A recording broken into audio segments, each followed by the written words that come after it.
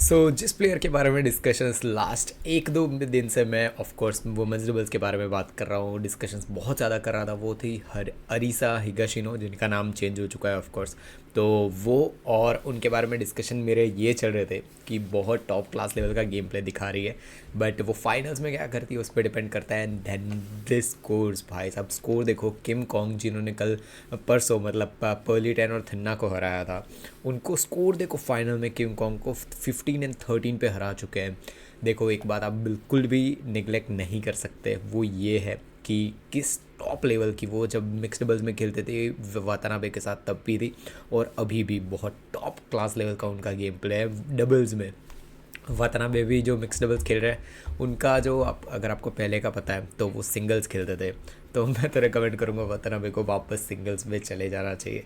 But still many many congratulation to Arisa Higashino.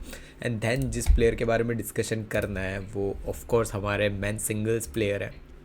Man singles में हमारे जो Viktor Axelsen है उनके सामने थे ली च्यू क्यू, और स्कोर्स अगर हम देखें तो स्कोर्स है 21-16, 21-8।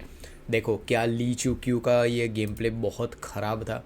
यस, बहुत ज़्यादा ख़राब था। अगर आप पिछले 5 दिन देखो, आप देखो कि एक चीज़ नोटिस करने जैसी है पूरे मैच के रिलेटेड, मैंने ये चीज़ देखी कि ली च्यू क्यू बहुत ज़्यादा प्रेशर में खेल रहे हैं, बहुत ज़्यादा, कि उनको परफॉर्मेंस प्रेशर है ना उस टाइप का। पिछले जो 6-7 दिन मतलब जब भी उनकी टूर्ना मैच थी, चाहे चोटिंचन के सामने हो या फिर सेमीफाइनल्स हो, बहुत वो बोलते हैं ना कि कॉन्फिडेंस से खेले हैं जब भी वो उनकी मैचेस आई है, अच्छा खासा उन्होंने गेम प्ले दिखाया है। बट जो चीज़ कल हुई है विक्टर एक्सेल्सन के सामने, वो मतलब विक्टर एक्सेल्सन का भी इसमें बहुत बड़ा वो चीज़ है प्रेशराइज करने का ली च्यू क्यू को। उसका दो सिंपल रीजंस कि विक्टर एक्सेल्सन काफ़ी टाइम से वो बोलते हैं ना कि उनका जो मेन वो बहुत ज़्यादा अटैकिंग प्लेयर है और बहुत ज़्यादा एग्रेसिव प्लेयर है, और नेचुरली उनका गेम प्ले बहुत वैसा है। तो लास्ट कुछ टाइम से उस लेवल का उनका गेम प्ले नहीं चल रहा था।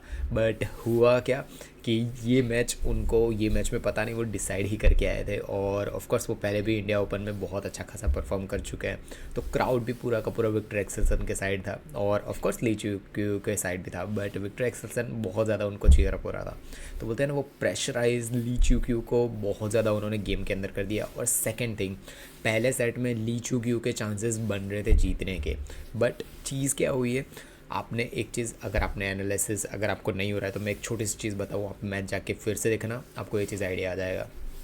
ली च्यू क्यू एक गलती रिपीट मोड में कर रहे थे, वो थी विक्टर एक्सेल्सन का जो फोर हैंड है ना, वहाँ पे लिफ्ट्स करे जा रहे थे और Viktor Axelsen straight down the line smashes लगा रहे थे, स्ट्रेट बहुत डेडली स्मैशेस, और बहुत ही साइड लाइन पर लगा रहे थे। ये चीज़ कंटिन्यू हो रही थी। ली च्यू क्यू शायद ये चीज़ का पता नहीं कोच ने बात की वो हम बता नहीं सकते, बट ये चीज़ मुझे नोटिस हुई कि इवन रेली में है ना बहुत अच्छा खासा वो डोमिनेट करने की कोशिश कर, फर्स्ट सेट की बात हो रही है पूरी, अच्छा खासा डोमिनेट कर रहे थे, अच्छी खासी गेम प्ले वो दिखा रहे थे।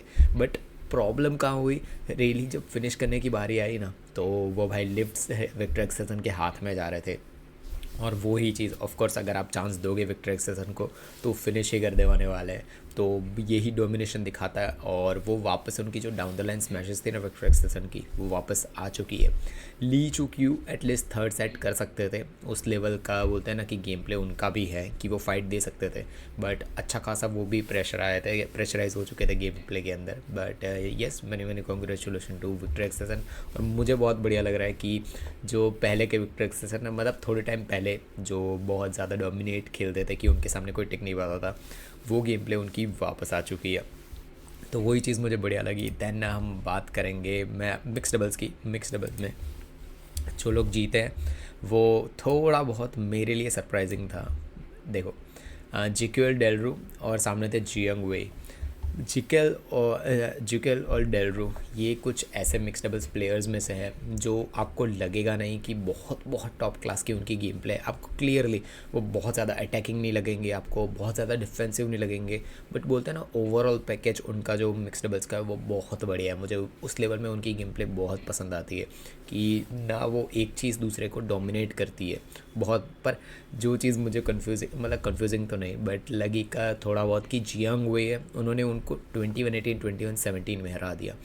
आप थर्ड सेट मैं सोच रहा था कि एटलीस्ट थर्ड सेट हो सकता है यहाँ पे, बट स्ट्रेट 2 सेट्स। और ये गेम प्ले के अंदर मुझे लगा कि जिकोर और डेलरो को बहुत ज़्यादा बोलता है ना कि डोमिनेट किया है जियांग और वेई ने। जितने शॉट्स जीते हैं ना जियांग वेई ने, वो डोमिनेटेड रिलीज़ के साथ खेले हैं। तो यही चीज़ थी मिक्स डबल्स की। और मैं हर बार हर वीडियो में रिपीट करूँगा कि जेंग और हुआंग के लेवल पे कोई आ सकेगा, फिर डिस्कशंस उनके बारे में करने में और ज़्यादा मज़ा आएगा। दैन नेक्स्ट है मेंस डबल्स। और मेंस डबल्स में एक एक पैर है जो मैं बहुत बड़ा अभी क्लेम करने वाला हूँ। सही होगा गलत होगा वो आगे देखा जाएगा। जिस तरीके से बोलते हैं ना कि केविन संजय और गिडियन थे, कि वो आप उनको देख के ऐसा मतलब उनके सामने अगर टॉलर प्लेयर रखे जाए ना, वो उनकी हाइट उतनी ज़्यादा नहीं थी, उनके सामने टॉलर प्लेयर्स। और हमेशा ये चीज़ है ना, नॉर्म है, नॉर्म मतलब वो बेसिक है कि टॉलर प्लेयर्स डोमिनेट करते हैं मेंस डबल्स में, taller players. But Kevin Sanjaya और गिडियन ऐसे थे कि भाई साहब वो सामने वाले की हवा निकाल देते थे। नेक्स्ट लेवल उनका जो होता है ना गेम प्ले, अटैक मोड, सारी चीज़ें, दोनों गिडियन का अटैक और केविन संजय वो अपने ही अलग शॉट्स के साथ। तो उस लेवल का गेम प्ले है ना, मैं अभी गो इज़ुद्दीन का देख रहा हूँ। मैंने उनकी पुरानी मैचेस अभी देखने, लास्ट ईयर की जितनी मैचेस थी वो जब मैंने ऑफ कोर्स वो उतनी ज़्यादा नहीं देखी थी, बट वो देखनी शुरू की। और एक चीज़ मुझे नोटिस होनी शुरू हुई दैट ये दोनों पैर के अंदर कैपेसिटी है कि वो उस लेवल पे जा सकते हैं। देखो उन्होंने किम सीओ को हरा दिया है, और ये भी पूरी मैच के अंदर ऐसा कहीं पे भी नहीं लगा है कि वो लोग, इवन जब वो सेकंड सेट जब हारे हैं ना, तब भी ऐसा नहीं लगा कि वो अंडर प्रेशर जा रहे हैं। कि थर्ड सेट जो चल रहा था, लोग भाई बहुत ज़्यादा चीयर करना शुरू कर चुके थे उनको, क्योंकि गेम प्ले ही उनकी उस लेवल पे चल रही थी। तो गो और इज़ुद्दीन बहुत बढ़िया हो, ये मेरे क्लेम्स है, ये मैं सोच रहा हूँ कि ना वो उस लेवल की गेम प्ले आगे जाके दिखा सकते हैं। बट ये ईयर उनके लिए, ये वर्ल्ड टूर फाइनल्स पूरा होगा ना 2025 का, तब तक हम बता सकते हैं कि उस लेवल पे वो जा पाएंगे या नहीं जा पाएंगे, क्योंकि केविन संजय और गिडियन का लेवल बहुत ऊपर था। बट देखते हैं, बट बहुत बढ़िया मैच थी। नेक्स्ट टाइम से जब भी टूर्नामेंट्स जितनी भी हो रही है, ये प्लेयर्स हैं जिनके बारे में देखना बहुत ज़्यादा ज़रूरी है कि ये लोग क्या कर रहे हैं। दैन फाइनली आ जाता है वुमेन सिंगल्स। एंड यार देखो, एक प्लेयर जिसके बारे में डिस्कशंस कितने भी बोलो, कितनी भी चीज़ें बोलो, मेरी पुरानी वीडियोस अगर आप जाके देखो तो हर एक वीडियो में आपको एक चीज़ मिलेगी कि मैं कोई भी वुमेन सिंगल्स प्लेयर की एनालिसिस कर रहा हूँ तो हमेशा उसकी कंपैरिजन आंसियंग के साथ ही होती है। तो आंसियंग के रिलेटेड तो मैंने बहुत ज़्यादा डिस्कशंस कर रखे हैं। स्कोर्स 21-12, 21-9 ये ठीक है, बट जो चोचू होंगे, मैंने पिछले वीडियोस में भी बताया था कि उनका लास्ट 6 महीने में उनका गेम प्ले बहुत ज़्यादा चेंज हुआ है। बट गेम प्ले चेंज हो चुका है, मेंटल स्ट्रेंथ, सारी चीज़ें चेंज हो चुकी है। बट जब उन्होंने फेस किया आंसियंग को, जो ऑलमोस्ट हर चीज़ों में परफेक्ट है, ऑलमोस्ट हर चीज़ों में, बट उनके भी कुछ लूप होल्स है, मैं बताता हूँ आगे। बट चोचुवंग वो कवर ही नहीं कर पाई कोई भी ऐसा शॉट, स्टार्टिंग से लेके एंड तक। फर्स्ट सेकंड सेट जो फिनिश हुआ, 1 सेकंड के लिए भी ऐसा नहीं लगा है कि कहीं पे भी चोचुवंग आगे बढ़ सकती है, वो चांस भी उनको मिल सकता है उस लेवल पे पहुंचने का। बहुत नेक्स्ट लेवल का आंसियंग ने गेम प्ले भी दिखाया।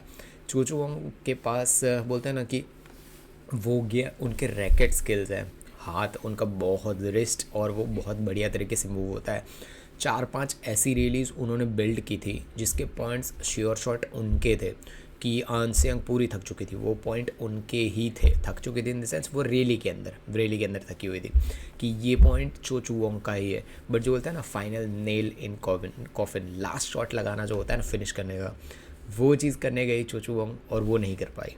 बहुत बार ऐसा हुआ, बहुत ज़्यादा रिलीज़ ऐसी थी जिसमें उन्होंने डोमिनेट किया अच्छा खासा, कि मतलब वो बता रही थी कि रैली कैसे चलेगी।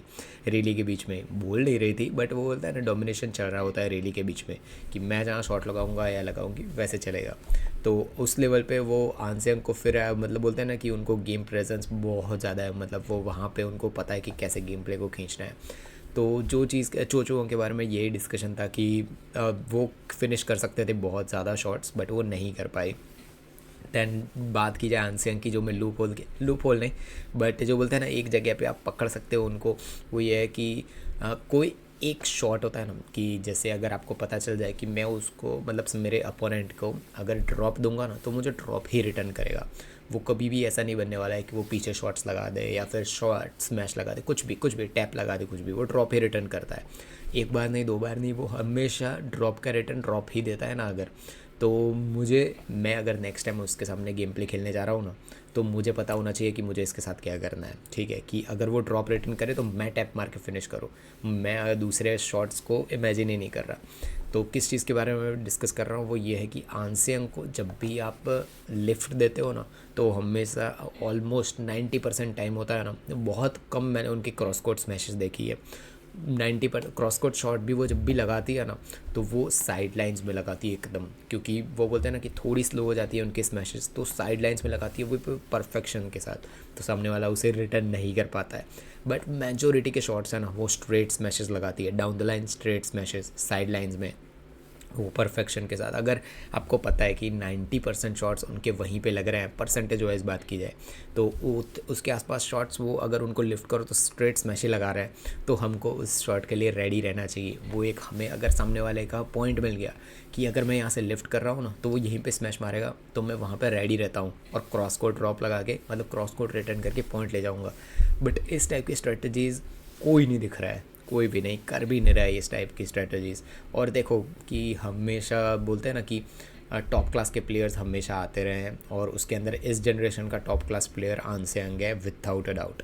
बट जो चीज़ मैं डिस्कस करना चाहता हूँ वो ये है कि जब भी विक्टर एक्सेसन बोल रहा हूँ, ली चोंग खेलते थे टॉप क्लास का गेम प्ले, तो उनको हराने के लिए लिंडेन था, लिंडन को हराने के लिए ली चोंग वी थे, दोनों भाई, और एक दूसरे को कॉम्प्लीमेंट करते थे कि यार दोनों को पता है कि मेजोरिटी में फाइनल्स में यही दो पर्सन आने वाला है, तो कॉम्प्लीमेंट करते थे दोनों एक दूसरे को, हमेशा फाइट के लिए एक दूसरे के सामने होते थे। वुमेन सिंगल्स में जब पीवी सिंधु अपने प्राइम में थी, दैन अकाने यामागुची अपने प्राइम में थी, टाई जुइंग अपने प्राइम में थी, तो देखो 4-5 और भी चेन यूफई, बहुत सारे ऐसे प्लेयर्स हैं जो अपने प्राइम में जब खेलते थे ना, बेस्ट गेम प्ले, एक दूसरे को कंपटीशन दे पाते थे। नोज़ोमी ओकुहारा हो गई और भी नाम है, इंटरनॉन हो गए, तो वो लोग एक दूसरे को कॉम्प्लीमेंट भी करते थे। और एक चीज़ है कि एक गेम प्ले को है ना, वो मतलब जैसे ऐसा नहीं है कि नोज़ोमी कंटिन्यू 6-7 टूर्नामेंट्स जीत रही है, या फिर पी वी सिंधु बहुत सारे टूर्नामेंट्स एक साथ जीत रही है, दूसरा प्लेयर हराने के लिए रेडी होता है। चीज़ क्या हो रही है कि आंसियांग के सामने स्टेप अप करने वाला कोई प्लेयर है ही नहीं यहाँ पे। बहुत सारे प्लेयर्स ट्राई ज़रूर कर रहे हैं, बट वो कंटिन्यूसली फेल हो रहे हैं, और उसका सबसे बड़ा रीज़न जो है वो मैं आगे आंसियांग के एक पूरा वीडियो आएगा उसके ऊपर डिस्कशंस करूँगा। गेम प्ले एनालिसिस उनके बहुत बढ़िया होंगे। तो ये इतना ही था आज तक का, आज के मतलब ये इंडिया ओपन का था। इंडोनेशिया मास्टर्स जो अभी शुरू होने वाले वेडनेसडे से, तो उसके रिलेटेड अगर आपको चाहिए तो कमेंट बॉक्स में बता देना कि उसकी प्रेडिक्शन वैल्यू वीडियो और सब कुछ, तो डिस्कशन उसमें भी करेंगे। कमेंट करते रहना, और भी जितने अपने बैडमिंटन बडीज़ है उनको वीडियो सेंड करते रहना।